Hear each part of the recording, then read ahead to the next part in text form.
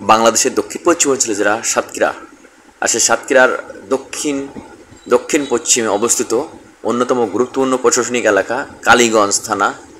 এই কালীগঞ্জ থানা বাংলাদেশে খুবই গুরুত্বপূর্ণ বিভিন্ন দিক থেকে। সাবেক স্বাস্থ্যমন্ত্রী রুহুল হকের জন্মস্থান এই কালীগঞ্জের নলতায়, অর্থাৎ তিনি এই কালীগঞ্জে জন্মগ্রহণ করেন। এছাড়াও চিত্রনায়ক আমিন খান, তিনিও এই কালীগঞ্জের সন্তান। যদিও তিনি শৈশবে ঢাকায় চলে গিয়েছিলেন, কিন্তু তার জন্মই এই কালীগঞ্জ থানায়। তো ডিয়ার ভিউয়ার্স, আপনারা যারা নতুন ভিউয়ার্স আছেন তাদের অবশ্যই স্বাগতম নতুন ভিডিওতে। এই কালীগঞ্জ থানা আয়তন 333.69 বর্গ কিলোমিটার, আর জনসংখ্যার পরিমাণ 3,25,625 জন প্রায়। আর এই কালীগঞ্জ থানার সবচেয়ে অভিজাত বা বড় বাজার যাই বলি না কেন, সেটা হচ্ছে নাজিমগঞ্জ বাজার। ডিয়ার ভিউয়ার্স, আপনাদের সবাইকে স্বাগত জানাই। যারা নতুন ভিউয়ার্স আছেন তারা অবশ্যই আমার চ্যানেলটিকে সাবস্ক্রাইব করুন, আপনাদের কাছে আমার রিকোয়েস্ট থাকলো। আর আমি আপনাদেরকে নিয়ে এসেছি কালীগঞ্জের সেই নাজিমগঞ্জ বাজার। নাজিমগঞ্জ অত্যন্ত গুরুত্বপূর্ণ ব্যবসায়িক কেন্দ্র।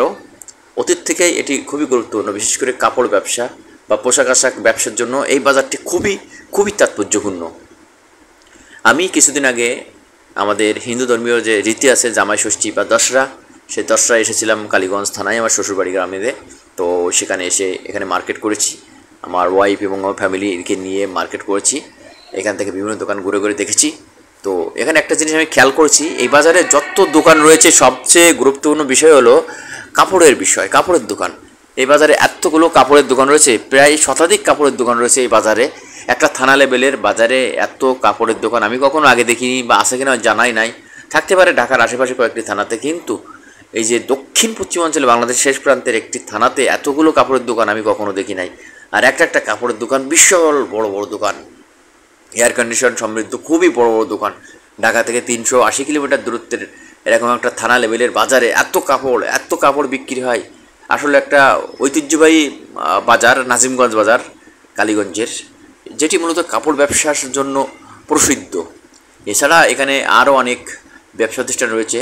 তো কয়েকটি কাপড়ের দোকান হল নীলাচল, দীপ স্টোর, কামাল, দীপ ফ্যাশন, সোনার তরী, ভিআইপি ফ্যাশন, এরকম বহু কাপড়ের দোকান রয়েছে। তো আপনাদের দেখাচ্ছি ডিয়ার ভিউয়ার্স, কয়েকটি কাপড়ের দোকান থেকে আমরা কাপড় কিনেছি। তাদের ভিতরে দেখছেন ঈদ উপলক্ষে কেনাকাটা করছে বিভিন্ন ব্যক্তি, আর আপনারা সেটা দেখতে পাচ্ছেন সরাসরি।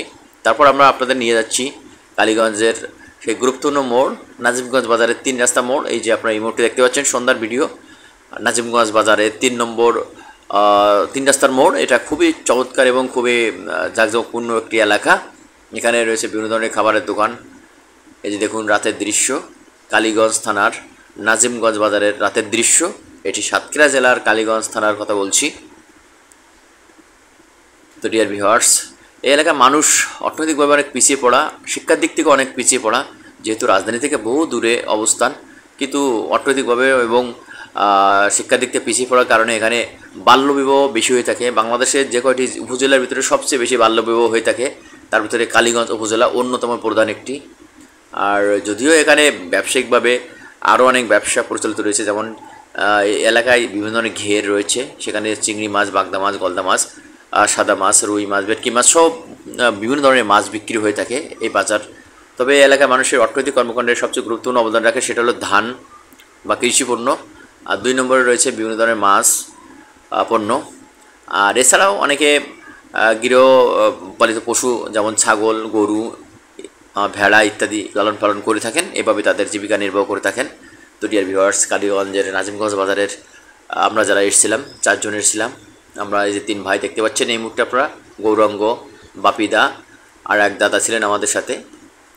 তো কেমন লাগছে কালীগঞ্জ থানাকে নিয়ে ভিডিওটি, আপনাদের অবশ্যই আশা করছি ভালো লাগছে। আর রাতের বেলার কালীগঞ্জ থানার বাজারের দৃশ্য আপনাদের দেখাচ্ছি। আমি আমার এক শালাকে নিয়ে মাঝে এসেছিলাম এখানে কেনাকাটা করতে, বাপি। তো তাকে নিয়ে কেনাকাটা করতে এসে এই ভিডিওটির বাকি অংশ করেছি। মোটামুটি 2 দিন ভিডিও করে এই ভিডিওটি তৈরি করেছি, 2 দিন ভিডিও ধারণ করেছি ভিডিওটি তৈরি করার ক্ষেত্রে। তো ডিয়ার ভিউয়ার্স, যারা কালীগঞ্জের দর্শক আছেন কমেন্ট বক্সে অবশ্যই কমেন্ট করবেন, সাতক্ষীরার দর্শক আছেন যারা কমেন্ট বক্সে কমেন্ট করবেন। আর কালীগঞ্জ কিন্তু এমনি বিখ্যাত নয়, এই কালীগঞ্জ বিখ্যাত হওয়ার আরও একটি কারণ আছে। এখানে সাবেক স্বাস্থ্যমন্ত্রী রুহুল হকের জন্মস্থান এবং চিত্রনায়ক আমিন খান, আপনারা নিশ্চয়ই চেনেন এনাদের। এনাদের জন্মস্থানে কালীগঞ্জ উপজেলা, সাতক্ষীরা জেলার কালীগঞ্জ উপজেলা।